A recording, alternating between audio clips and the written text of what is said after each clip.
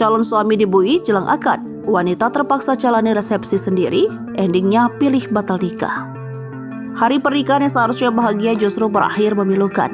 Hal ini dialami oleh seorang gadis yang terpaksa jalani resepsi sendiri karena calon suaminya dipenjara jelang akad.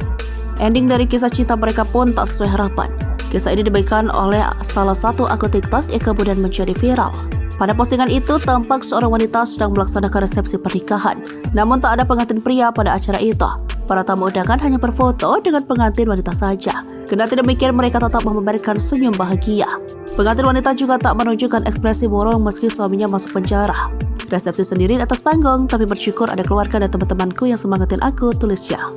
Kini terungkap ternyata pengantin pria ditangkap oleh polisi menjelang pernikahan mereka. Tak diketahui secara pasti apa alasan pengantin pria ditangkap polisi. Namun polisi sempat memberikan kesempatan pengantin pria untuk menghadiri akadnya. Setelah akad nikah, pengantin pria kembali masuk penjara. Meski suaminya ditahan, pengantin wanita tetap setia kepadanya. Dia sesekali mengunjungi di Polres. Dia harus melewati berbagai rintangan dalam perjalanan menuju Polres. Salah satunya adalah kecelakaan yang menimpanya. Pasalnya jarak rumahnya dan Polres memang cukup jauh. Si wanita tinggal di Sangkata, ibu kota Kabupaten Kutai Timur, sedangkan suaminya ditahan di Polres Bontang, Kalimantan Timur. Diketahui jarak antara Sanggata dan Bontang mencapai 64,8 km. Dia membutuhkan waktu 1 jam 40 menit menuju Polres. Namun sayang, ending cerita ini justru memilukan.